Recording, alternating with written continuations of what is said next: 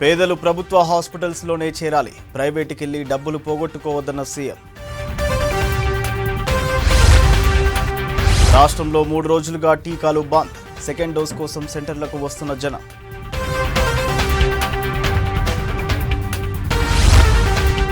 జీహెచ్ఎంసీలో corona నివారణ చర్యలపై review, ప్రతిపక్షాలు విమర్శలొద్దు, సలహాలివ్వాలన్న తలసాని.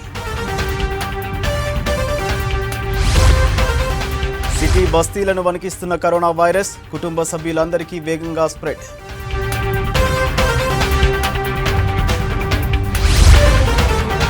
సెకండ్ వేవ్తో అధ్వానంగా ఆటో డ్రైవర్ల పరిస్థితి, లాక్డౌన్, పెట్రోల్ ధరలు పెంపుతో పరేషాన్.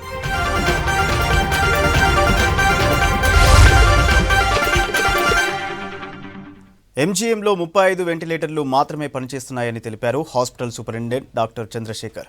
మరో 15 వెంటిలేటర్లకు మైనర్ రిపేర్లు చేస్తే అందుబాటులోకి వస్తాయని చెప్పారు. పీఎం కేర్ నుంచి 100 వెంటిలేటర్లు వచ్చాయని వాటిని అందుబాటులోకి తెచ్చేందుకు ప్రయత్నిస్తామన్నారు. ఎంజీఎంలో టెక్నీషియన్ సిబ్బంది కొరత ఉందని చెప్పారు. ప్రస్తుతం వెంటిలేటర్ల నిర్వహణకు 33 మంది టెక్నీషియన్స్ అవసరం కాగా 3 మాత్రమే ఉన్నారని తెలిపారు. 500 ఆక్సిజన్ ఫ్లోమీటర్స్ కోసం ఇండెంట్ పెట్టామని చెప్పారు సూపరింటెండెంట్ చంద్రశేఖర్.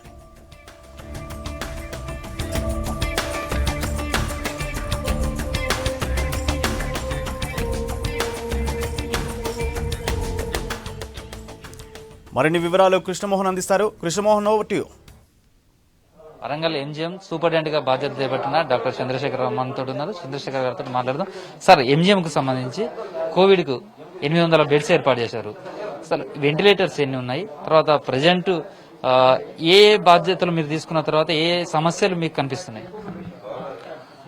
నేను నిన్న బాధ్యతలు స్వీకరించినాక ఇమీడియట్ గా రివ్యూ మీటింగ్కి వెళ్ళాను. అది అయిపోగానే వెంటనే ఎంజిఎంలో ఫిజికల్ గా 800 బెడ్స్ కండిషన్ ఇంటి చూడడానికి వెళ్ళాను. నిన్నటి నుంచి ఇప్పటి వరకు 200 బెడ్స్ ను ఫిజికల్ గా వెరిఫై చేశాం. దాన్ని ఫిజికల్ మ్యాపింగ్ చేస్తున్నాం. ఎన్ని బెడ్స్ ఉన్నాయి, ఎన్ని ఆక్సిజన్ పోర్ట్స్ ఉన్నాయి, ఎన్ని ఫ్లో మీటర్స్ తో ఉన్నది, ఎన్ని ఆక్సిజన్ కాన్సన్ట్రేషన్ ఉన్నాయి, ఎన్ని వెంటిలేటర్స్ ఉన్నాయి, ఇట్లా ప్రతి వార్డుకి ఒక ఫిజికల్ మ్యాపింగ్ చేస్తున్నాం. యాక్చువల్లీ ఇప్పటి వరకు అయితే నేను మొదటి వేవ్ లో 440 బెడ్స్ క్రియేట్ చేసినాము కోవిడ్ వార్డులో. ఇప్పుడు రెండో వేవ్ లో అది నిండిపోయిన పరిస్థితికి 450 నుంచి 650 చేశారు ఫస్ట్, తర్వాత 800 చేశారు. సో ప్రస్తుతానికి 650 బెడ్లకి మాత్రము ఆక్సిజన్ సౌకర్యం ఉన్నది. సో 800 బెడ్స్లలో ఇంకా ఒక 650 నుంచి ఇంకొక 250కి ఆక్సిజన్ అందించే పనులు శీఘ్రగతిన జరుగుతున్నాయి. కాంట్రాక్టర్ని పిలిపించేసి చేపిస్తున్నాము. సో దశల వారీగా 30 వేస్తే 30, 40 వేస్తే 40 వెంటనే ఆ వార్డుని ఇచ్చేయమని చెప్తా ఉన్నాము. సార్, అంటే కోవిడ్ వార్డుకి ఫస్ట్ వేవ్ ఉన్నప్పుడే కరోనా కేసులు చాలా ఎక్కువ వచ్చాయి. ఆ తర్వాత సెకండ్ వేవ్ చూస్తే చాలా ఎక్కువగా వస్తున్నాయి. ఆక్సిజన్ అనేది చాలా ప్రాణవాయువు, చాలా అవసరం. వెంటిలేటర్స్ కు సంబంధించి అప్పుడు పీఎం కేర్ నుంచి కూడా 100 వెంటిలేటర్స్ వచ్చాయి. కానీ ప్రజెంట్ చూస్తే ఎన్ని వాటిల్లో ఉపయోగిస్తున్నారు? దాతల నుంచి కూడా వెంటిలేటర్స్ వచ్చాయి. వాటిని ఎన్ని సద్వినియోగం పరిచే పరిస్థితుల్లో ప్రస్తుతం ఎన్ని పనిచేస్తున్నాయి? వెంటిలేటర్స్ పీఎం కేర్స్ నుంచి 100 వచ్చినాయి మనకు. సో అందులో ఈ వెంటిలేటర్స్ మీద ఒకటి గమనించాలి ఏంటంటే, వెంటిలేటర్ అనేది ఒక మిషన్, తర్వాత పేషెంట్ కి పెట్టేది ఒక పైప్ లైన్ సిస్టమ్ ఉంటుంది. అవన్నీ కన్జ్యూమబుల్స్. సో ఇది మన వెంటిలేటర్ కి ఆ కన్జ్యూమబుల్స్ వైర్లు, అది కరోనా పేషెంట్ మళ్ళీ ఇంకొకరు పెట్టలేము. సో ఒకటి ఏంటంటే మళ్ళీ ఇంకోటి ఏంటంటే అవి తొందరగా పాడవుతున్నాయి. సో దాన్ని కూడా నేను ఫిజికల్ మ్యాపింగ్ చేయాలి. ప్రస్తుతానికి ఈ టైంకి 35 మంది పేషెంట్లు వెంటిలేటర్ మీద ఆక్సిజన్ పొందుతున్నారు.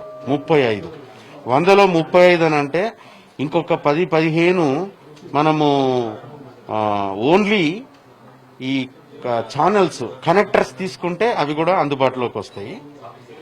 తర్వాత మిగిలిన వాటి అవి ఎందుకు పనిచేయటం లేదు అనేది కూడా ఒక పరిశోధించాలి నేను ఫిజికల్ గా వెరిఫై చేసేసి. తర్వాత ఇంకోటి ఏంటంటే ఈ వెంటిలేటర్ అవసరమైన వారికి అనస్థీషియాలజిస్టు అండ్ చెస్ట్ ఫిజిషియన్ ఆధ్వర్యంలో చికిత్స జరపాల్సి ఉంటుంది. అనస్థెటిస్టు డాక్టర్ అవైలబుల్ ఉన్నా, పల్మనాలజిస్ట్ డాక్టర్ అవైలబుల్ ఉన్నా, వెంటిలేటర్ టెక్నీషియన్ అంటారు. వీళ్ళు ఎంతమంది ప్రజెంట్ అవైలబుల్ ఉన్నారు? అసలు ఎంతమంది మనకు ఎంజిఎం కు ప్రజెంట్ ఉన్న సిచ్యువేషన్ చూస్తే అవసరం ఉంటుంది? సో ఒకానొక దశలో మనకి ఎంజిఎంకి ఒకటే వెంటిలేటర్ ఉన్నది, తర్వాత 20 వెంటిలేటర్లు వచ్చిన దశ వచ్చింది. తర్వాత ఇప్పుడు ఈ కరోనా పరిస్థితి చేయబట్టి 100 వెంటిలేటర్లు వచ్చినాయి. 100ను వినియోగులకు తీసుకురావడానికి ఒక వెంటిలేటర్ అని అంటే ఒక అనస్థెటిస్ట్ తో పాటు ఒక టెక్నీషియన్ ఉండాలి. కనీసం ఒక 10 బెడ్లకి ఒక టెక్నీషియన్ అన్నా చూసుకోవాలి. అక్కడ ప్రాబ్లమ్స్ వస్తాయి, అది షిఫ్ట్ కోసము అని అంటే మనకు 10 బెడ్లు ఉంటే 3 ఎనస్థీషియా టెక్నీషియన్స్ అవసరం అయితే 100 ఉన్నప్పుడు బై 3 వేసుకుంటే 33 మంది కావాలి. ఇప్పుడు మనకు అనస్థీషియా టెక్నీషియన్లు ఒక 3 ఉన్నారు అందుబాటులో. సో ఇప్పుడు యుద్ధ ప్రాతిపదికన కలెక్టర్ గారికి చెప్పాను, ఎంతమంది వీలైతే అంతమంది మన వెంటిలేటర్ టెక్నీషియన్స్ ని 3 నెలల వరకైనా అందుబాటులోకి తీసుకొచ్చేసి ఆ పూర్తి 100 వెంటిలేటర్లను వినియోగం తీసుకురావడానికి శాయశక్తులా ప్రయత్నం చేస్తున్నాను. అయితే ఇప్పుడు చూడండి, మనకు వచ్చే అడ్మిషన్స్ 800 బెడ్. ఇప్పుడు ఒక వార్డు 30 తయారు చేసినానంటే ఒక 15 నిమిషాలలో వార్డు నిండిపోతుంది. ఇప్పుడు ఇట్లా ఎక్స్పాన్షన్ జరుగుతూ వస్తుంది. నేను ఇవాళకి ఒక 30 బెడ్స్ వార్డు క్రియేట్ చేసినాము, అది ఫుల్ అయిపోయింది. పొద్దున క్రియేట్ చేసినాము, ఫుల్ అయిపోయింది. అంటే మనకు ఒత్తిడి అంత వస్తుంది, అన్ని కేసులు ఉన్నాయి. అంటే ఎంత ఒత్తిడి వస్తుందో దానికి తగ్గ నీడ్ కూడా అవసరం ఉంటాయి. ఇవన్నీ మీరు ఎన్నిటిని గుర్తించారు? ఆక్సిజన్ ఫ్లో మీటర్స్ కు సంబంధించి కూడా చాలా కొరత ఉంది. కొంతమంది ఎవరైతే పేషెంట్స్ ఉన్నారో వాళ్ళ బంధువులనే బయట నుంచి తెప్పించుకోమని చెప్తున్నారు. బయట కూడా దొరకని పరిస్థితి. అసలు మన ఎంజిఎంకు ఉన్నటువంటి 800 బెడ్స్ ఇంకా భవిష్యత్తులో చాలా పెంచాల్సిన పరిస్థితి కూడా వస్తుంది మీ మాటలతో వింటుంటే. ఎన్ని ఆక్సిజన్ ఫ్లో మీటర్స్ అవసరం ఉంటాయి? వెంటిలేటర్స్ కు సంబంధించి కూడా ఎప్పటి వరకు వాటన్నిటిని సద్వినియోగం తీసుకొచ్చే ప్రయత్నం చేస్తారు? ఇంకా వెంటిలేటర్స్ ను పెంచడానికి అవకాశం ఉంటుందా? వెంటిలేటర్ని ఇంకా పెంచడానికి అవకాశం ఉండొచ్చు. కాకపోతే మీరు చెప్పిన పద్ధతి ప్రకారం కూడా ఇవి కొన్ని అవైలబిలిటీలో లేవు. ఇప్పుడు ఫ్లో మీటర్స్ నాకు 500కి ఆర్డర్ పెడుతున్నా, ఎప్పుడు వస్తుందో ఎవరు చెప్పలేని పరిస్థితి ఉన్నది. ఎందుకనంటే దేశంలో ఒక 3 సెంటర్లనే తయారు చేస్తారు. సో వాళ్ళ మీద విపరీతమైన ఒత్తిడి ఉన్నది. ప్రతి పార్ట్ ఆఫ్ కంట్రీలో ఫ్లో మీటర్స్ కావాలి అని అక్కడి నుంచి కన్సైన్మెంట్ తెప్పించేసి ఆక్సిజన్ ఫ్లో మీటర్స్ అది మన ఆక్సిజన్ కాన్సన్ట్రేటర్స్ ఇచ్చారు. వాళ్ళని కూడా రిక్వెస్ట్ చేశాము. కానీ అవి వచ్చేసరికి మనకు ఆ customs clearance, air cargo, shipment ఇవన్నీ వచ్చేసరికి 1 వీక్ పడుతుందని అంటున్నారు. నాకు ఇప్పటికిప్పుడు 500 కావాలి. ఆక్సిజన్ కి సంబంధించిన జబ్బు కాబట్టి ఖచ్చితంగా ఆక్సిజన్ ఇవ్వాలి. ఆక్సిజన్ ఇవ్వకపోతే ఫెయిల్ అయినట్టు, వెంటిలేటర్ పెట్టకపోతే ఫెయిల్ అయినట్టు కాదు. ఎందుకంటే ఆక్సిజన్ ఫ్లో మీటర్స్ కావాలి. దానికి ఇప్పుడు 50 ఉంటే 50, 100 ఉంటే 100 తీసుకొని వస్తున్నాయి. కోవిడ్ అనేది ప్రాణవాయువు, ఆక్సిజన్ అందక ఎన్నో దుష్ఫలితాలకు దారితీసే జబ్బు. కాబట్టి ప్రతి ఒక్కరికి ఎంజిఎంకి వచ్చిన ప్రతి కోవిడ్ బాధిత రోగికి ఆక్సిజన్ అందే ఏర్పాటు చేస్తాను. కోవిడ్ కు సంబంధించినటువంటి పేషెంట్స్ కు పూర్తి స్థాయిలో వైద్యం అందించేందుకు అన్ని సెటిల్అవుట్ చేసే ప్రయత్నం చేస్తున్నాం. దీనికోసమే వార్ రూమ్ కూడా ఏర్పాటు చేసి ఎప్పటికప్పుడు మానిటరింగ్ చేస్తామని చెప్తున్నారు. ప్రస్తుతం అయితే వెంటిలేటర్స్ 35 మాత్రమే పనిచేస్తున్నాయి. అదేవిధంగా ఆక్సిజన్ ఫ్లో మీటర్స్ కు సంబంధించి కూడా చాలా కొరత ఉంది. వాటిని కూడా తెప్పించుకునే ప్రయత్నం చేస్తున్నామని సూపరింటెండెంట్ చెప్తున్నారు. వీడియో జర్నలిస్ట్ క్రాంతి కుమార్తో కృష్ణమోహన్, V6 న్యూస్. ప్రజాప్రతినిధులు, ఇతర పార్టీల నేతలు రాజకీయాలు చేయొద్దని సలహాలు ఇవ్వాలని కోరారు మంత్రి తలసాని శ్రీనివాస్ యాదవ్. గ్రేటర్ హైదరాబాద్ పరిధిలో కరోనా నివారణ చర్యలను సమీక్షించారు మంత్రులు తలసాని శ్రీనివాస్ యాదవ్, మహమూద్ అలీ. నగరంలోని హాస్పిటల్స్లో బెడ్స్ లభ్యత, ఆక్సిజన్ సరఫరా, రెమిడెసివిర్ అందుబాటుపై రివ్యూ చేశారు. గ్రేటర్ హైదరాబాద్ లో జరుగుతున్న ఇంటింటి ఫీవర్ సర్వేపై సమీక్ష నిర్వహించారు మంత్రులు Talasani, Mahmood Ali. GHMC mayor, commissioner తో పాటు కలెక్టర్, నగరంలోని వివిధ ప్రభుత్వ హాస్పిటల్స్ అధికారులు, జిల్లా వైద్యాధికారులు పాల్గొన్నారు. జీహెచ్ఎంసీ హెడ్ ఆఫీస్ లో జరిగిన ఈ ఉన్నత స్థాయి సమీక్ష సమావేశంలో ప్రభుత్వ హాస్పిటల్స్ లో అందుతున్న ట్రీట్మెంట్, అక్కడి ఖాళీ బెడ్స్ పై చర్చించారు. కోవిడ్ నియంత్రణలో భాగంగా నగరంలో చేపట్టిన ఇంటింటి ఫీవర్ సర్వేలో అనుమానితులను గుర్తించి వారికి అవసరమైన మెడికల్ కిట్స్ అందిస్తున్నామన్నారు మంత్రి తలసాని శ్రీనివాస్ యాదవ్. ఇప్పటి వరకు 9 లక్షల కుటుంబాల్లో ఫీవర్ సర్వే చేసినట్టు తెలిపారు. దాదాపు 200 సెంటర్లలో అన్నపూర్ణ పథకం కింద భోజనం అందుబాటులో ఉంచామన్నారు. కొన్ని గవర్నమెంట్ హాస్పిటల్స్ దగ్గర కూడా అన్నపూర్ణ కేంద్రాలు ఏర్పాటు చేయమని చెప్పినాం. అవి కూడా వెంటనే ఏర్పాటు చేయడం జరుగుతుంది. ఏదైతే వ్యాక్సిన్ మొదటి వ్యాక్సిన్ అయిన తర్వాత రెండో వ్యాక్సిన్ విషయంలో కూడా కొంత ఆన్లైన్ అనేటువంటి దాంట్లో కొన్ని చిన్న ఇబ్బందులు జరుగుతున్నాయి. కాబట్టి అది కూడా సేమ్ ప్లేస్ లో ఆధార్ కార్డుని బేస్ చేసుకొని ఇవ్వాలనేటువంటిది. కరోనా టైంలో ప్రతిపక్ష నేతలు రాజకీయాలు చేయొద్దన్నారు తలసాని శ్రీనివాస్ యాదవ్. లాక్డౌన్ టైంలో బయటకు వెళ్లి అన్నం పెట్టడం కరెక్ట్ కాదని రేవంత్ రెడ్డిని ఉద్దేశించి మంత్రి మాట్లాడారు. ఉదయం 10 ఇలాంటి కార్యక్రమాలు పూర్తి చేసుకోవాలని సూచించారు. కేంద్రం నుంచి టీకాలు రాకపోవడం వల్లే వ్యాక్సినేషన్ కార్యక్రమం ఆలస్యం అవుతోందని చెప్పారు. ఎవరైతే రాజకీయ వ్యవస్థలో ఉన్నటువంటి ప్రతిపక్ష పార్టీలో కూడా రిక్వెస్ట్ చేస్తున్నా, ఈ కరోనా సమయము ఇటువంటి భయంకరమైనటువంటి పరిస్థితుల్లో వీలైతే మీ కోఆపరేషన్ ఇవ్వండి, లేకపోతే ఇంట్లో కూర్చోండి. ఇంటింటి ఫీవర్ సర్వే, అన్నపూర్ణ పథకం అమలుపై సమీక్ష చేశామని చెప్పిన మంత్రి ఎంతమందికి ఇప్పటి వరకు కిట్లు ఇచ్చారో మాత్రం చెప్పలేదు. అన్నపూర్ణ సెంటర్ల దగ్గర భోజనానికి ₹5 ఛార్జ్ చేస్తోంది జీహెచ్ఎంసీ. మంత్రి తలసాని మాత్రం ఉచితంగా అందిస్తున్నట్టు చెప్పారు. పేద ప్రజలు కరోనా ట్రీట్మెంట్ కోసం ప్రభుత్వ ఆసుపత్రుల్లోనే చేరాలని కోరారు సీఎం కేసీఆర్. ప్రైవేటు హాస్పిటల్స్కి వెళ్లి డబ్బులు పోగొట్టుకోవద్దని సూచించారు. ప్రభుత్వ ఆసుపత్రుల్లో బెడ్స్, ఆక్సిజన్, రెమ్డెసివిర్ మందులన్నీ అందుబాటులో ఉన్నాయన్నారు సీఎం. ప్రభుత్వ, ప్రైవేటు రంగంలో ఎక్కడైనా కరోనా చికిత్స ఒకటేనని చెప్పారు. ప్రైవేటు హాస్పిటల్స్లో బిల్లుల నియంత్రణపై 11 నెలల క్రితమే జీవో ఇచ్చామన్నారు సీఎం. ఇక ప్రైవేట్లో పేషెంట్లే బిల్లులు కట్టుకోవాలని సూచించారు. తమిళనాడు, కేరళ, మహారాష్ట్ర, యూపీల్లో అక్కడి ప్రభుత్వాలు ఇదే తరహా నిబంధనలను అమలు చేస్తున్నాయని సీఎంకు తెలిపారు అధికారులు. ఇప్పటి వరకు కేంద్రం నుంచి తెలంగాణకు 57,30,220 డోసుల వ్యాక్సిన్ మాత్రమే వచ్చిందని సీఎంకు వివరించారు అధికారులు. కోవాక్సిన్, కోవిషీల్డ్ కలిపి ప్రస్తుతం 1,86,780 డోసులు స్టాక్ ఉందన్నారు అధికారులు. ఇక బ్లాక్ ఫంగస్ ట్రీట్మెంట్ కోసం ఎక్విప్మెంట్, అవసరమైన మందులు సమకూర్చాలని సీఎం కేసీఆర్ అధికారులను కోరారు.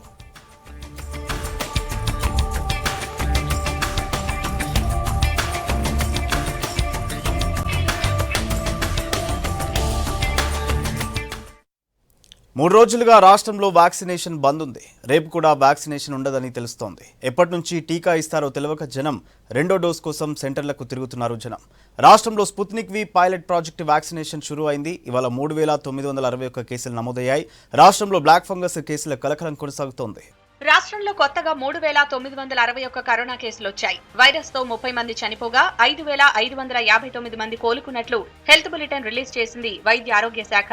49,341 యాక్టివ్ కేసులున్నాయన్నారు అధికారులు. ఇవాళ 62,591 కరోనా టెస్టులు చేసినట్లు తెలిపారు. రాష్ట్రంలో 3 రోజులుగా వ్యాక్సినేషన్ ఆపేశారు. ఎప్పటి నుంచి తిరిగి వ్యాక్సినేషన్ స్టార్ట్ చేస్తుందో ప్రభుత్వం క్లారిటీ ఇవ్వలేదు. రేపు వ్యాక్సినేషన్ ఉండదని తెలుస్తోంది. వ్యాక్సిన్లు ఉన్నా టీకాలు ఇవ్వడం లేదన్న ఆరోపణలు వస్తున్నాయి. కోవాక్సిన్ స్టాక్ లేకే వ్యాక్సినేషన్ ఆపేసినట్లు చెప్పారు అధికారులు. కోవిషీల్డ్ డేటాలో మార్పులు చేయాలని చెబుతున్నారు. ఏది కరెక్టో తెలియని సిచ్యువేషన్. ఇవేమీ తెలియని జనాలు సెకండ్ డోస్ కోసం వ్యాక్సినేషన్ సెంటర్లు తిరుగుతున్నారు. కేంద్రం లెక్కల ప్రకారం ఇప్పటిదాకా రాష్ట్రానికి 61,41,000 డోసులు వచ్చాయి. వీటిలో 54,48,000 డోసులు వాడగా రాష్ట్రం దగ్గర 6,93,000 డోసుల నిల్వ ఉన్నాయంటోంది కేంద్రం. రాష్ట్ర ప్రభుత్వం చెబుతున్న లెక్కలు మరోలా ఉన్నాయి. 56,25,920 డోసులు కేంద్రం పంపగా అందులో వేస్టేజ్ పోగా 55,13,261 డోసులు వాడినట్లుగా అధికారికంగా మీడియా బులెటిన్ లో ప్రకటించింది రాష్ట్ర ప్రభుత్వం. అయితే 44 ఏళ్లలోపు ఉన్నవారి కోసం దాదాపు 5 లక్షల డోసులు కొనుగోలు చేసినట్లు చెబుతోంది స్టేట్ సర్కార్. ఈ వ్యాక్సిన్ తో కలిపే రాష్ట్రానికి టీకాలు కేటాయించినట్లు కేంద్రం చెబుతోందని అంటోంది రాష్ట్ర ప్రభుత్వం. డబ్బులు పెట్టుకున్న వ్యాక్సిన్లను 45 ఏళ్లు పైబడిన వారికి ఎందుకు ఫ్రీగా వేయాలన్నది రాష్ట్ర ప్రభుత్వ వాదన. Sputnik V pilot project vaccination ను ప్రారంభించింది రెడ్డీస్ ల్యాబొరేటరీస్. ఫస్ట్ ఫేజ్ లో 50,000 మందికి వ్యాక్సిన్ ఇస్తున్నామన్నారు రెడ్డీస్ ల్యాబొరేటరీ సీఈఓ రమణ. DRDOతో కలిసి 2DG డ్రగ్ ఉత్పత్తిని జూన్ నుంచి మొదలు పెడతామన్నారు. Sputnik V vaccine single dose ₹1,250గా నిర్ణయించింది అపోలో. ప్రాజెక్టు 150,000 పీపుల్ కి ఇస్తామండి, both first dose as well as second dose. ఈ ప్రాజెక్టు ఈ హైదరాబాదు, వైజాగ్ కాకుండా ఇంకా వేరే సిటీస్ లో కూడా చేస్తున్నాము. నిజామాబాద్ జిల్లా నవీపేట్ మండలం రాంపూర్లో బ్లాక్ ఫంగస్ కలకలం సృష్టించింది. గ్రామానికి చెందిన ఒకరు హైదరాబాద్ లో చికిత్స పొందుతూ చనిపోవడంతో గ్రామస్తులు భయపడుతున్నారు. ఊరంతా శానిటైజ్ చేశారు గ్రామ పంచాయతీ సిబ్బంది. రెమిడిసివిర్ ఇంజెక్షన్లు బ్లాక్ లో అమ్ముతున్న సూర్యాపేట, హైదరాబాద్ కు చెందిన 11 మందిని అరెస్ట్ చేశారు పోలీసులు. 30 ఇంజెక్షన్లు, 11 సెల్ ఫోన్లు, ఒక కారును స్వాధీనం చేసుకున్నారు. ఉపాధి హామీ పనులపై కరోనా ఎఫెక్ట్ పడింది. లాక్డౌన్ లో ఉపాధి హామీ పనులకు మినహాయింపు ఇచ్చినా కరోనా భయంతో పనులు చేసేందుకు ఎవరూ ముందుకు రావడం లేదు. గతేడాది ఈ సమయంలో రికార్డు స్థాయిలో కూలీలు హాజరై చాలా పనులు జరిగాయి. కానీ ఇప్పుడు ఆ పరిస్థితి కనిపించడం లేదు. వ్యవసాయ పనులు లేక ఖాళీగా ఉంటున్న కరోనా టెన్షన్ తో పనులు చేయడానికి ఎవరూ ముందుకు రావడం లేదు. ఉపాధి హామీ కూలీల్లో ఒకరికి పాజిటివ్ వస్తే మిగిలిన వాళ్లు పనులకు వెళ్లేందుకు భయపడుతున్నారు. వర్క్ సైట్లలో కనీస సదుపాయాలు లేవంటున్నారు కార్మికులు. బల్దియాలో కరోనా కేసులు వచ్చిన ఏరియాల్లో స్ప్రేయింగ్ చేయట్లేదంటున్నారు సిటీ జనం. మంత్రి కేటీఆర్ ఆదేశాలను పక్కన పెట్టేశారని మండిపడుతున్నారు కార్పొరేటర్లు. నిత్యం వాహనాలు తిరిగే రోడ్ల మీదే కానీ బస్తీలు, కాలనీల్లో హైపోక్లోరైడ్ చల్లడం లేదన్న ఆరోపణలు వస్తున్నాయి. గ్రేటర్ హైదరాబాద్ పరిధిలో కోవిడ్ వైరస్ కంట్రోల్ కోసం పగలు రాత్రిళ్లు కూడా హైపోక్లోరైడ్ ద్రావణాన్ని పిచికారీ చేస్తున్నట్లు బల్దియా అధికారులు చెబుతున్నారు. పాజిటివ్ కేసులు ఎక్కువగా ఉన్న ఏరియాల్లో ప్రత్యేక శ్రద్ధ పెట్టామంటున్నారు. బల్దియాలో ఇప్పటికే 80% ఏరియాలో స్ప్రేయింగ్ పూర్తి చేసినట్టు కూడా చెప్పారు. నగరంలో డిజిన్ఫెక్షన్ స్ప్రేయింగ్ కోసం DRF కు 45 వెహికల్స్ ఉండగా మొత్తం 600 మంది ఈ స్ప్రేయింగ్ పనులు చేస్తున్నట్టు చెప్పారు enforcement and disaster management chief Vishwajit. బల్దియా అధికారులు చెబుతున్న దానికి గ్రౌండ్ లెవెల్లో జరుగుతున్న పనులకు పూర్తి విరుద్ధంగా ఉందంటున్నారు కొందరు కార్పొరేటర్లు. రాష్ట్రంలో ఎక్కువ కరోనా కేసులు గ్రేటర్ హైదరాబాద్ పరిధిలోనే నమోదవుతున్నాయి. సిటీలో మల్కాజ్గిరి డివిజన్ లో వీటి సంఖ్య అధికంగా ఉంటోంది. అక్కడ సోడియం హైపోక్లోరైడ్ స్ప్రేయింగ్ కోసం స్థానిక కార్పొరేటర్ GHMCలోని DRF విభాగాన్ని కోరారు. ఇదిగో వస్తున్నా అదిగో వస్తున్నానంటూ ఇప్పటి వరకు రాలేదన్నారు. కోట్ల రూపాయలు తీసుకుంటున్నారని 9 గంటల డ్యూటీకి 1 గంట కూడా పని చేయట్లేదని DRF డైరెక్టర్ పై మండిపడ్డారు మల్కాజ్గిరి కార్పొరేటర్ శ్రవణ్. మల్కాజ్గిరి డివిజన్ లో ఇది DRF పరిస్థితి. ఇది DRF వెహికల్స్ 12ంటికి వస్తారు, మళ్ళీ గంట మెటీరియల్ లోడ్ చేసుకోవాలని 1 గంట చేస్తారు, మళ్ళీ 1 గంట లంచ్ అంటారు, 1 గంట కొడతారు, వెళ్ళిపోతారు. 9 గంటలు పని చేయాల్సిన DRF వాళ్ళు కనీసం గంట కూడా పని చేయకుండా అక్కడ ఇక్కడ ఫోటోలు పెట్టి బిల్లులు దొబ్బుతున్నారు. ఇట్లా పని చేయకుండా కనీసం ఒక రెస్పాన్సిబుల్గా పని చేయకపోతే ఏ విధంగా సమాజం నడుస్తుందని నేను ప్రశ్నిస్తా ఉన్నా. ఈ రోజున బస్తీల్లో, కాలనీల్లో ఫీవర్ సర్వే చేస్తున్న ప్రాంతాల్లో సోడియం హైపోక్లోరైడ్ స్ప్రే చేస్తున్నామంటున్నారు చీఫ్ ఎంటమాలజిస్ట్ రాంబాబు. మొదటి లాక్డౌన్ లో స్ప్రేయింగ్ చేసినట్టే ఈసారి కూడా 250కి పైగా టీమ్స్ పనిచేస్తున్నాయన్నారు. యాక్చువల్గా మా ఎంటమాలజీ తరఫున వాళ్ళేమో రోడ్డు కూడల్లో పెద్ద పెద్ద ప్లేసెస్లో వాళ్ళు చేస్తున్నారు, మీరు అన్నట్టు స్లమ్ DRF వాళ్ళు చేస్తున్నారు. మేమేంటంటే స్లమ్ ఏరియాస్లో మీరు అన్నట్టు లోపలికి వెళ్ళని ప్రదేశాలు అన్నింటిలో కూడా నాప్సాల్ స్ప్రేయర్స్, పవర్ స్ప్రేయర్స్తో మా వాళ్ళు చేస్తున్నారు. మేము 3 ఆస్పెక్ట్లో చేస్తాం. ఒకటేమో కంప్లైంట్స్, రెండోదేమో పాజిటివ్ ఏరియాస్, మూడోదేమో కోవిడ్ టెస్టింగ్ సెంటర్స్, నాలుగోది వ్యాక్సినేషన్ ఎక్కడ జరుగుతుంది. ఇవన్నీ ప్లేసెస్లో మా వాళ్ళు వెళ్తారు, వెళ్ళేసేసి స్ప్రే చేస్తారు. కరోనా కేసులు ఎక్కువగా ఉన్న ప్రాంతాల్లో స్ప్రేయింగ్ కంటిన్యూగా చేయాలని మంత్రి కేటీఆర్ ఆదేశించినా గ్రేటర్ లో మాత్రం అలాంటి పరిస్థితి కనిపించడం లేదు. కేవలం బంజారా హిల్స్, జూబ్లీ హిల్స్ లాంటి పాష్ ఏరియాల్లోనే కాకుండా గోల్కొండ, శాలిబండ, యాకుత్పుర, షేక్పేట్ లాంటి పేదలు నివసించే ఏరియాల్లోనూ హైపోక్లోరైడ్ స్ప్రేయింగ్ చేయాలని కోరుతున్నారు నగరవాసులు. కరోనా వైరస్ హైదరాబాద్లోని బస్తీలను వణికిస్తోంది. పాజిటివ్ వచ్చిన వారు సెల్ఫ్ ఐసోలేషన్లో ఉండే సౌకర్యం లేకపోవడంతో ఒకరి నుంచి ఇంకొకరికి వేగంగా వైరస్ స్ప్రెడ్ అవుతోంది. కుటుంబ సభ్యులంతా వైరస్ బారిన పడుతున్నారు. బస్తీలోని వారికి కరోనాపై పూర్తి అవగాహన లేకపోవడమే ఇందుకు కారణమంటున్నారు డాక్టర్లు.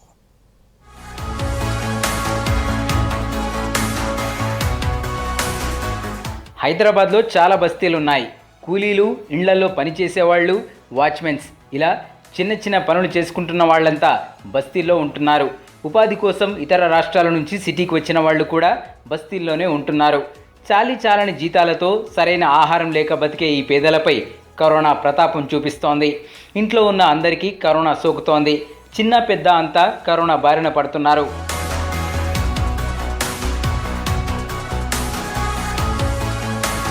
కరోనా పాజిటివ్ అని తెలిసినప్పటి నుంచి భయంగా ఉంటోందని, ఒకే రూమ్లో ఫ్యామిలీతో ఉంటున్నామంటున్నారు పేషెంట్స్. ప్రభుత్వ ఐసోలేషన్ సెంటర్లు లేకపోవడంతో ఇబ్బంది పడుతున్నామని చెప్తున్నారు. బస్తీలో ఒకరికి పాజిటివ్ వస్తే వారి కుటుంబ సభ్యుల్లో కూడా కరోనా లక్షణాలు కనిపిస్తున్నాయి. పాజిటివ్ వచ్చిన వాళ్ళు తమని తాము ఐసోలేట్ చేసుకునే పరిస్థితి ఉండటం లేదు. పాజిటివ్ అని తెలిసినా చిన్న ఇరుకు గదుల్లో కామన్ టాయిలెట్స్నే పేషెంట్స్ ఉపయోగించుకుంటున్నారు. చాలామంది పేషెంట్స్ తమ కుటుంబ సభ్యులతో క్లోజ్గా ఉంటూ కరోనాని కూడా సాధారణ జ్వరంలాగే ట్రీట్ చేస్తున్నారని అంటున్నారు డాక్టర్లు.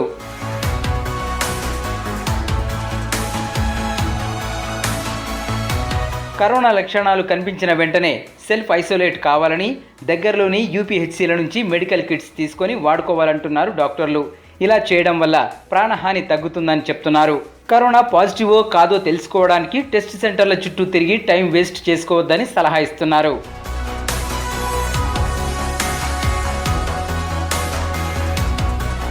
బస్తీల్లోనూ కరోనా ఐసోలేషన్ సెంటర్లు పెడతామని ఏడాది క్రితమే చెప్పిన GHMC అధికారులు ఇప్పటి వరకు ఎలాంటి ఏర్పాట్లు చేయలేదని మండిపడుతున్నారు గ్రేటర్ జనం. కరోనా వైరస్కు మెడిసిన్ లేకపోవడంతో సింప్టమేటిక్ ట్రీట్మెంట్ ఇస్తున్నారని చెప్పారు కన్సల్టెంట్ ఫిజిషియన్ అండ్ డయాబెలజిస్ట్ ప్రత్యూష. మొదట వాడిన హెచ్సిక్యూ నుంచి రెమ్డెసివిర్ దాకా ఎన్నో మందులు మారుతూ వచ్చాయన్నారు. స్టెరాయిడ్స్ ఎక్కువగా వాడడం వల్లే బ్లాక్ ఫంగస్ వస్తోందంటున్నారు ప్రత్యూష. దేశీయంగా తయారైన 2DG డ్రగ్ కూడా మంచి ఫలితాలు ఇస్తోందని, ఇది వాడితే 3 రోజుల్లోనే పేషెంట్స్లో రికవరీ కనిపిస్తోందని చెప్పారు. సాచురేషన్ పెరిగి ఆక్సిజన్ అవసరం తగ్గుతోందంటున్న ప్రత్యూషతో లక్ష్మి ఫేస్ టు ఫేస్. మొదట్లో కరోనా కేసెస్ నమోదైనప్పుడు అసలు ట్రీట్మెంట్ అంటే తెలియదు, ఎలాంటి మెడిసిన్ వాడాలో కూడా వైద్యులకే ఒక ప్రశ్నగా ఉంది. దాని తర్వాత హెచ్సిక్యూ అన్నారు, అలాగే రెమిడిసివిర్, మళ్ళీ ఇప్పుడు 2DG అని కూడా అంటున్నారు. అసలు ఈ మెడిసిన్ లో ఎందుకు ఇట్లాంటి మార్పులు వస్తున్నాయి, అలాగే ఇప్పుడు వచ్చిన 2DG మెడిసిన్ ఎలా పనిచేస్తుంది, ఎంతవరకు సక్సెస్ అయింది, ఇలాంటి విషయాల్ని మనం ఎండి ప్రత్యూష గారితో మాట్లాడదాం. మ్యామ్, బేసిక్ గా చూస్తే ఇప్పుడు ఫస్ట్ నుంచి కూడా అసలు కరోనాకి ఎలాంటి ట్రీట్మెంట్ ఉంటుంది అనేది క్వశ్చన్ మార్క్ గానే ఉంది. ఆ టైంలో హెచ్సిక్యూ అన్నారు, తర్వాత చాలా చేంజెస్ వస్తూ ఉన్నాయి. అంటే మెడికేషన్ విషయంలో ఎందుకు ఇట్లా జరుగుతుందంటారు?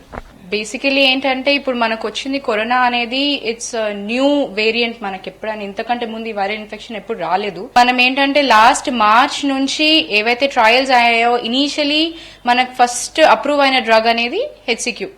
ఎక్కువ బెనిఫిట్ వర్సెస్ రిస్క్ రేషియో తీసుకుంటే సైడ్ ఎఫెక్ట్స్ అనేవి ఎక్కువ జరుగుతున్నాయి కాబట్టి దాన్ని మనం కొంచెము యూసేజ్ తగ్గించడం జరిగింది. సో ఇప్పుడు వచ్చే కొత్త వేరియేషన్ ఆర్ మ్యూటేషన్స్ అయ్యే కోవిడ్ కి మనకు కొత్తగా వచ్చిన డ్రగ్ అనేది రెమిడిసివిర్ లేకపోతే తర్వాత వచ్చింది మనకి స్టిరాయిడ్స్ విచ్ ఇస్ లైక్ డెక్సామిథోజన్ కానివ్వండి, హైడ్రోకార్టిజోన్ కానివ్వండి, ప్రెడ్నిసిలోన్ కానివ్వండి, మళ్ళీ మనకి టాసిలిజుమాబ్ అనేది వచ్చింది, దెన్ మళ్ళీ మనకి ప్లాస్మా థెరపీ, దెన్ ఇంకా కొత్తవి ఇప్పుడు వచ్చింది 2DG కూడా. సో ఇప్పుడు బేసికలీ వేరే మెడిసిన్స్ ఐవర్మెక్టిన్ అనేది కూడా వచ్చింది. సో ఇవన్నీ మనకి ట్రయల్స్ లో జరిగి మనం అప్రూవ్ చేసిన డ్రగ్స్ కాబట్టి ఈ వేరియేషన్ అనేది వస్తూనే ఉంటుంది మనకి. మేము అంటే ట్రయల్ రన్ లో భాగంగానే అంటే ట్రయలే జరుగుతుంది ప్రెసెంట్, ఓకే. బట్ చూస్తే గనక చాలా కేసెస్ లో చూస్తే కొంతమంది డెత్ అయ్యే అవకాశాలు కూడా ఉన్నాయి కదా. అంటే ఇది పని చేస్తుంది, ఇది పని చేయదు అనేది అసలు ఒక డాక్టర్ ఎలా నిర్ధారిస్తారు? అంటే ఏదైనా మనము ట్రై చేస్తే కానీ తెలియదు కదండి. So they are basically criteria, ఎవరికి ఏం పెడితే ఇంప్రూవ్ అయ్యే ఛాన్సెస్ ఉంటాయి అనేది. సో మనకి ఇనీషియల్ గా వచ్చిన డ్రగ్ అనేది ఐవర్మెక్టిన్, ఇప్పుడు అది కూడా వద్దంటున్నారు ఎందుకంటే దానికి ఎక్కువ బెనిఫిట్ లేదని. But there is no side effect also. So కొందరు డాక్టర్స్ కంటిన్యూ చేస్తున్నారు ఐవర్మెక్టిన్ అనేది ఇనిషియలీ. మనము then we can start with antibiotics like azithromycin, doxycycline అనేది. అదేంటంటే బేసికలీ ఎనీ వైరల్ ఇన్ఫెక్షన్ కి there will be secondary bacterial infections. So అది avoid చేయడానికి మనము డాక్సిసైక్లిన్ ను అజిత్రోమైసిన్ పెడుతున్నాం. సో మనము ఓరల్ గా ఇచ్చేటి జనరల్ గా స్టిరాయిడ్స్ ఇవ్వచ్చు at home, but only prescribed by the doctor. ఎందుకంటే స్టిరాయిడ్స్ అనేది కూడా వేరియస్ సైడ్ ఎఫెక్ట్స్ అనేటివి ఉంటున్నాయి. సో మనము రెమిడిసివిర్ ఇచ్చాక, జనరలీ రెమిడిసివిర్ ఎప్పుడు ఇస్తామంటే పేషెంట్ హాస్పిటలైజ్ అయ్యాక, లేకపోతే ఫర్ ఎగ్జాంపుల్ ఆక్సిజన్ అనేది లెస్ దాన్ 94%. అంటే హాస్పిటలైజ్ అవ్వడానికి మనకి క్రైటీరియా ఏంటి? 6 minutes వాక్ అయ్యాక కూడా ఫాలింగ్ ఆక్సిజన్ ఉంటే, అది లెస్ దాన్ 94% ఉంటే, విత్ పేషెంట్ సిమ్టమ్స్ కూడా వర్స్ ఉండి, సివియర్ సిమ్టమ్స్ ఉండి, patient unable to take breath or chest tightness రావడము, లేకపోతే ఒక కంటిన్యూస్ గా ఒక సెంటెన్స్ మాట్లాడకపోవడము, అలాంటివి జరిగినప్పుడు మనం admission important. And remdesivir only మనము లెస్ దాన్ 10 days ముందిస్తేనే దాని ఎఫెక్ట్ ఉంటుంది. ఏదైనా మనకి మొటాలిటీ బెనిఫిట్ ఉన్నది అంటే పేషెంట్స్ సివియర్ అవ్వకుండా ఉండాల్సింది ఏంటంటే స్పెషల్లీ స్టిరాయిడ్స్. దెన్ తర్వాత వచ్చింది మనకి టాసిలిజుమాబ్, అది కూడా సివియర్ గా ఎఫెక్ట్ అయిన పేషెంట్స్ కి ఇవి రెండు వర్క్ చేయడం లేదు, ఆర్ లేకపోతే మనకి సైటోకాన్ స్టామ్ అనేది అంటే బ్లడ్ లెవెల్స్ లో డి డైమర్, IL-6 ఎక్కువ అయింది, సివియర్ గా పేషెంట్ వర్సెన్ అవుతున్నాడు అన్నప్పుడు టాసిలిజుమాబ్ ఇవ్వచ్చు. ఇవి ఏదైనా టాసిలిజుమాబ్ అనేది చాలా ఎక్స్పెన్సివ్ అండి, but cheapest easily available life saving drug అనేది ఓన్లీ స్టిరాయిడ్స్. 2DG మెడిసిన్ గురించి చూస్తే ఈ రోజే రిలీజ్ అయింది, అలాగే రాష్ట్రాలకు కూడా పంపిస్తున్నట్లుగా కేంద్రం కూడా అనౌన్స్ చేయడం జరిగింది. ఈ మెడిసిన్ ఎలా వాడాలంటారు, ఎంత వరకు పనిచేస్తుంది, అలాగే ఎంత మంది మీద ట్రై చేశారు? 2DG అనేది ఇది ఒక కొత్త మాలిక్యూల్ అండి. 2-deoxy D-glucose అనేది మాలిక్యూల్. ఇది basically it is developed by మన సైంటిస్ట్, మన own scientist of India from DRDL and associated with it is manufactured by Dr. Reddy's only, and it is approved by DCGI, which we should be very proud of that idi man Indian medicine and it is showing very good results.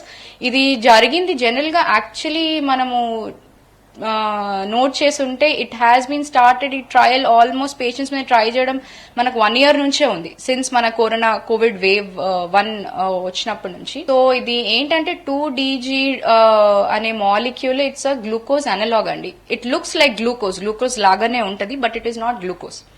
So normally మనకి any virus or any infection బాడీలో ఉండాలంటే దానికి replication అవ్వడానికి compulsory glucose అవసరము, దాంతోపాటు oxygen అనేది అవసరం. Virus ఏం చేస్తుందంటే దాన్ని మల్టిప్లై అవ్వడానికి, రెప్లికేట్ అవ్వడానికి ఈ గ్లూకోజ్ మాలిక్యూల్ అనేది ఇట్ టేక్స్ ఇన్, ఇది ఐడెంటిఫై చేస్తే 2DGని ఐడెంటిఫై చేసి గ్లూకోజ్ లా వాడుకుందామని ట్రై చేసినప్పుడు అది ట్రాప్ అయిపోతుంది. It can't use it as glucose. అప్పుడు ఏమవుతుందంటే పేషెంట్ సిమ్టమాటికలీ ఇంప్రూవ్ అవుతాడు గ్లూకోజ్, ఎందుకంటే ఇది ట్రాప్ చేసేస్తుంది వైరస్ ని. There is no replication. Oxygen అనేది కూడా మనకి లెవెల్స్ ఇంక్రీజ్ అవ్వడము within 3 days patient symptomatically improve అయ్యేది మనం చూసాము. ఇది it is done in I think 11 to 12 hospitals all over India అండి. ఆల్మోస్ట్ 200 to 250 పేషెంట్స్ మీద it has been tried and almost everybody had showed improvement or oxygen requirement తగ్గడము hospitals లో. Only హాస్పిటల్లో admit అయిన పేషెంట్స్ మీదనే try చేశారు. Only on patients whose oxygen levels are moderate to severe ఉన్న patients లోనే try చేశారు. అండ్ నెగటివ్ అవ్వడం ఆర్టీపీసీఆర్ కూడా 3 to 4 days లో they have noticed. I think it's a wonder drug. And ఈ నెగటివ్ టైమ్స్ లో మనకి పాజిటివ్ వైబ్ తెచ్చే డ్రగ్ అంటే I think it's 2DG. I'm very proud of మన scientist also who have invented this drug. Thank you.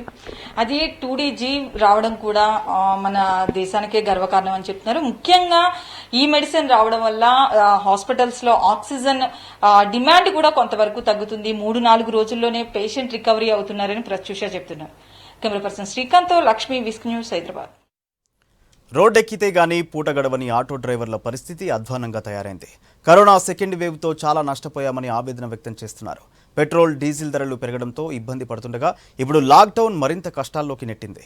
ప్రభుత్వం ఇచ్చిన 4 గంటల సడలింపు టైంలో గిరాకీలు రావట్లేదని ఆవేదన వ్యక్తం చేస్తున్నారు భాగ్యనగరం ఆటో వాలాలు.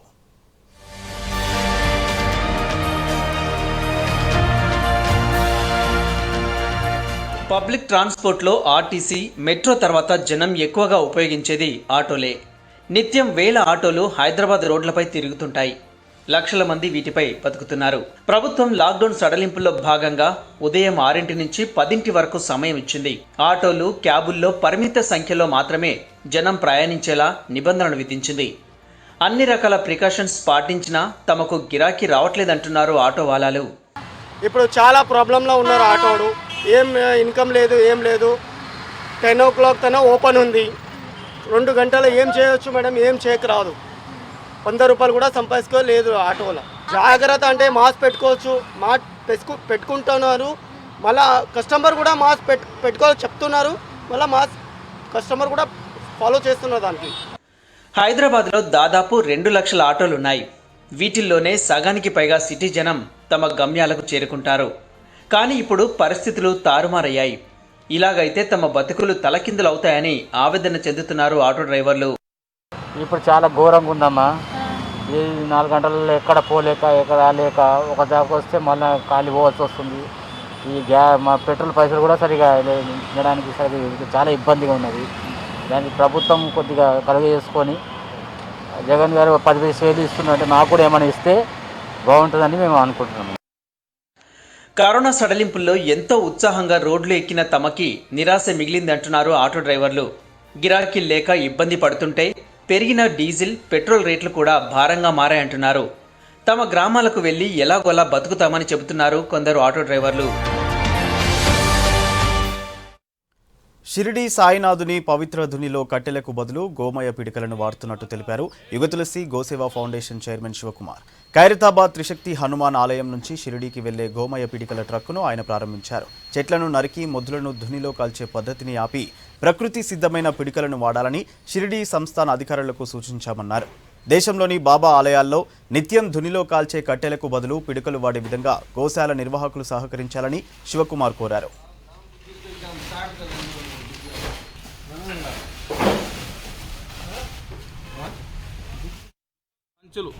పిడికలని ఈరోజు ఒక వినూత్నమైనటువంటి కార్యక్రమానికి ఆ భగవంతుడు అనుగ్రహంతో ఈరోజు శ్రీకారం చుట్టడం జరిగింది.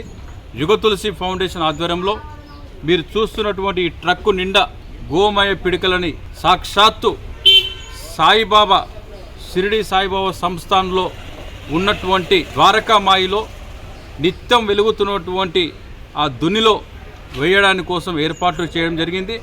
నిన్ననే షిరిడి సంస్థాన్ CEO బగేట గారితో నేను ఫోన్లో మాట్లాడి మీరు చెట్లని నరికి ఆ చెట్లు నరికినటువంటి ముద్దులను తీసుకొచ్చి ద్వారకామాయి దునిలో వేస్తున్నారు. కట్టెలను వేసేటువంటి ప్రక్రియను ఆపి పిడికలను పంపించేటువంటి కార్యక్రమానికి శ్రీకారం చుట్టాలనగానే తాను సానుకూలంగా స్పందించి మీరు పంపించండి అంటే ఒక భారీ పెద్ద ట్రక్ నిండా ఈరోజు పిడికలను పంపేయడానికి త్రిశక్తి హనుమాన్ దేవస్థానానికి ఇప్పుడే రావడం జరిగింది.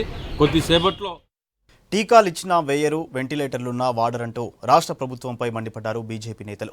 కరోనా కట్టడి చేయడం చేతగాని సర్కార్ కేంద్రంపై విమర్శలు చేస్తోందని ఫైర్ అయ్యారు. వైద్య శాఖ నిధుల దోపిడీకే టాస్క్ ఫోర్స్ కమిటీ ఏర్పాటు చేశారని ఆరోపించారు. ఓవైపు మార్కెట్లలో ధాన్యం తడుస్తున్నా సీఎం కేసీఆర్కు జాలి లేదన్నారు బీజేపీ నేతలు. రాష్ట్రంలో వ్యాక్సిన్ నిల్వలు ఉన్నా ప్రజలకు ఎందుకు ఇవ్వట్లేదని ప్రశ్నించారు బీజేపీ రాష్ట్ర అధ్యక్షులు బండి సంజయ్. రాష్ట్రానికి 61,41,040 డోసులు కేంద్రం ఇస్తే 54 లక్షల డోసులే రాష్ట్ర ప్రభుత్వం ఉపయోగించుకుందన్నారు. ప్రస్తుతం రాష్ట్రంలో 6,93,000 డోసులు నిల్వ ఉన్నాయని 3 రోజులు వ్యాక్సినేషన్ ఎందుకు ఆపేశారన్నారు సంజయ్. ఇప్పటివరకు వ్యాక్సిన్ వేసుకోని సీఎంకు కేంద్రాన్ని విమర్శించే అర్హత లేదన్నారు. కరోనా ఆరోగ్యశ్రీలో చేర్చలేదని, ఆయుష్మాన్ భారత్ అమలు చేయట్లేదని మండిపడ్డారు. వైద్య శాఖలో నిధులు దోచుకోవడానికే టాస్క్ ఫోర్స్ కమిటీ అన్నారు బండి సంజయ్. ఇంకా తెలంగాణ రాష్ట్రంలో 6,93,235 డోసులు ఆల్రెడీ ఉన్నాయి. వ్యాక్సిన్ 4 రోజుల పాటు ఎందుకు ఆపింది? ఆపడానికి కారణం ఏదో రాష్ట్ర ప్రభుత్వం చెప్పాలి. ఆరోగ్యశ్రీలో చేర్చమని చెప్పి డిమాండ్ వస్తున్నది. ఆయుష్మాన్ భారత్ దేశ వ్యాప్తంగా అమలు చేస్తే తెలంగాణ రాష్ట్రం తిరిగి అమలు చేస్తారని చెప్పి ప్రశ్నిస్తా ఉన్నారు. వ్యాక్సిన్ తీసుకొని ముఖ్యమంత్రికి కేంద్ర ప్రభుత్వాన్ని విమర్శించే అర్హత లేదనే విషయాన్ని గుర్తుంచుకోవాలి. ప్రభుత్వం ధాన్యం కొంటుందా లేదా తేల్చి చెప్పాలని డిమాండ్ చేశారు బండి సంజయ్. ధాన్యం కొనుగోలు చేయకపోవడంతో మార్కెట్లలో వర్షానికి ధాన్యం తడిసిపోతోందన్నారు. ఇప్పటికీ 35% కూడా ధాన్యం కొనలేదని విమర్శించారు. రాష్ట్రంలో రైతుల పరిస్థితి దయనీయంగా ఉందన్నారు. వర్షాలపై వాతావరణ శాఖ హెచ్చరించినా ప్రభుత్వం స్పందించలేదని మండిపడ్డారు సంజయ్. 1,20,00,000 టన్నుల ధాన్యం ఉత్పత్తి అవుతుంది తెలంగాణ రాష్ట్రంలో. మరి ఇప్పటి వరకు కనీసం 30 లక్షల టన్నులు కూడా పూర్తి చేయాలి కొనుగోలు. ఒకవైపు కరోనా మహమ్మారి, రాత్రి మొత్తం పడిగాపులు కాస్తున్నారు. ఇలా వర్షానికి తడిసి ముద్దైంది, ధాన్యం ముద్దైందంటే దానికి బాధ్యత రాష్ట్ర ప్రభుత్వం వహించాలి. ఎక్కడ రైతులు ఇబ్బంది పెట్టకండి, ఇబ్బందులు పెడితే కఠిన చర్యలు తీసుకోవాలని చెప్పి కనీసం ఇప్పటికి రాష్ట్ర ప్రభుత్వం ఆదేశాలు ఇవ్వాలి. కేంద్ర ప్రభుత్వం వ్యాక్సిన్ ప్రొడక్షన్ పెంచేందుకు కృషి చేస్తోందన్నారు సెంట్రల్ మినిస్టర్ కిషన్ రెడ్డి. ఈ ఏడాది చివరి నాటికి ప్రతి ఒక్కరికి వ్యాక్సిన్ అందుతుందన్నారు. అప్పటి వరకు కరోనా సోకకుండా జాగ్రత్తలు తీసుకోవాలన్నారు. అల్వాల్ సత్యసాయి సేవా సంస్థ ఆధ్వర్యంలో కరోనా పేషెంట్స్ కి అందిస్తున్న ఆహారాన్ని పరిశీలించారు కిషన్ రెడ్డి. సత్యసాయి బతికున్నప్పుడు అనేక సేవా కార్యక్రమాలు చేపట్టారని ఇప్పుడు కూడా అవి కొనసాగుతున్నాయన్నారు. దేశంలో ప్రతి ఒక్కరికి కూడా వ్యాక్సినేషన్ అందించేటువంటి కార్యక్రమానికి నరేంద్ర మోడీ గారు కార్యాచరణ ప్రణాళిక రూపొందించాడు. ఈ సంవత్సరం చివరి లోపల ప్రతి ఒక్కరు కూడా వ్యాక్సినేషన్ అందుతుంది. కాబట్టి ఎవరు కూడా ఆందోళన చెందాల్సిన అవసరం లేదు. కాబట్టి వ్యాక్సినేషన్ వచ్చేంత వరకు కూడా అందరూ కూడా జాగ్రత్తగా ఉండాలి. మరి ఎక్కడ కూడా కరోనా బారిన పడకుండా అన్ని రకాలుగా కఠినంగా వ్యవహరించాలి. ఐకేపీ కేంద్రాల్లో ధాన్యం కొనకపోవడంతో రైతులు ఇబ్బందులు పడుతున్నారని ఫైర్ అవుతున్నారు బీజేపీ నేతలు. మార్కెట్లను సందర్శించి రైతుల సమస్యలు తెలుసుకుంటున్నారు. తాలు పేరుతో కోతలు పెట్టడాన్ని తప్పుపడుతున్నారు. ఖమ్మం జిల్లా తిరుమలాయపాలెం మండలం పాతర్లపాడు ఐకేపీ కేంద్రాన్ని సందర్శించారు బీజేపీ నేతలు. కరోనా బాధితులను ఆదుకోవడంలో సర్కార్ ఫెయిల్ అయిందన్నారు కాంగ్రెస్ నేతలు. మందులు, బెడ్స్, ఆక్సిజన్ అందించడంలో విఫలమయ్యారని, పేదలు ఇబ్బందులు పడుతున్నారని మండిపడ్డారు. ధాన్యం కొనుగోలు లేక రైతులు అవస్థ పడుతున్నారని, ధాన్యం కొనుగోలు చూడాల్సిన మంత్రి గంగుల రాజకీయాలు చేస్తున్నారని విమర్శించారు నేతలు.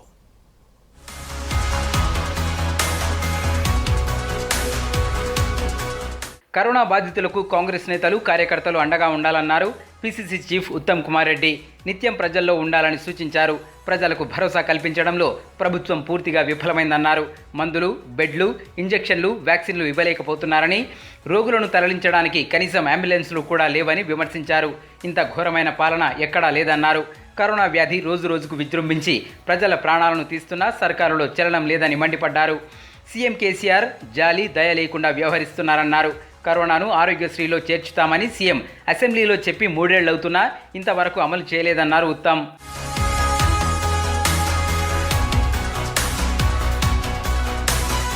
అకాల వర్షాలతో రైతులు తీవ్రంగా ఇబ్బందులు పడుతున్నారన్నారు సీఎల్పీ నేత భట్టి విక్రమార్క. ముదిగొండ మండలం మేడేపల్లి, వల్లభి, ముత్తారం గ్రామాల్లో రైతులతో మాట్లాడారు భట్టి.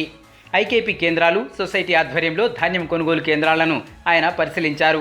కాంటా వేసిన ధాన్యాన్ని తరలించేందుకు ప్రభుత్వం వెంటనే లారీలను పంపాలని కోరారు. రోజుల తరబడి కళ్ళాల్లోనే ధాన్యం ఉండటం వల్ల రైతులు తీవ్రంగా నష్టపోతున్నారన్నారు భట్టి విక్రమార్క.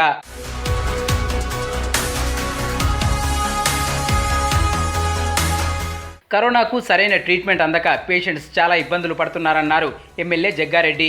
ప్రైవేట్ హాస్పిటళ్లు దోచుకుంటుంటే ప్రభుత్వం మొద్దు నిద్రపోతోందన్నారు. రెమ్డెసివిర్ ఇంజెక్షన్లు ప్రజలకు ఎందుకు అందుబాటులోకి తేలేకపోతున్నారని కేంద్ర రాష్ట్రాలను ప్రశ్నించారు జగ్గారెడ్డి. మంత్రి శ్రీనివాస్ యాదవ్ అన్ని దొంగ మాటలు చెప్తున్నారని, బయటకు వచ్చి చూస్తే కరోనా ఏ విధంగా ఉందో అర్థమవుతుందన్నారు. తెలంగాణ ప్రాంతంలో ఉన్నటువంటి ఈ రెమ్డెసివిర్ హెడ్రోకు సంబంధించిన ఈ కంపెనీ ఏదైతే మన దగ్గర ఇండస్ట్రీ ఉందో, తెలంగాణ ప్రాంతానికి ఒక ప్రత్యేకమైనటువంటి కోటా కేటాయించుకుంటూ భారతదేశంలో సప్లై చేసే పరిస్థితి ఎందుకు రాలేదు అని నేను ఈ సందర్భంగా కోరుతున్నాను సార్. ఐకేపీ సెంటర్లలో ధాన్యాన్ని వెంటనే కొనుగోలు చేయాలంటూ సీఎం కేసీఆర్కు లేఖ రాశారు ఎంపీ కోమటిరెడ్డి వెంకటరెడ్డి.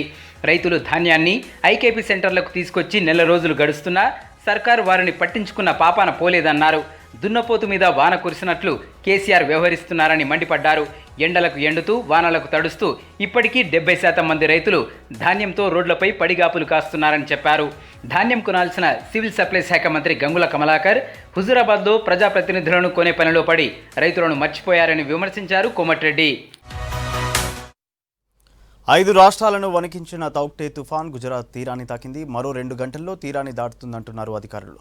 తుఫాన్ బీభత్సంతో మహారాష్ట్రలో భారీ వర్షాలు కురిశాయి. ముంబై మునిగినంత పనైంది. గుజరాత్లో ముందు జాగ్రత్తగా 1,00,000 మందిని సురక్షిత ప్రాంతాలకు పంపారు. ఆర్మీ, నేవీ, ఎన్డీఆర్ఎఫ్ సిబ్బంది సహాయక చర్యల్లో ఉన్నారు. తుఫాన్ ప్రభావిత రాష్ట్రాల సీఎంలతో ఫోన్లో మాట్లాడారు మోడీ.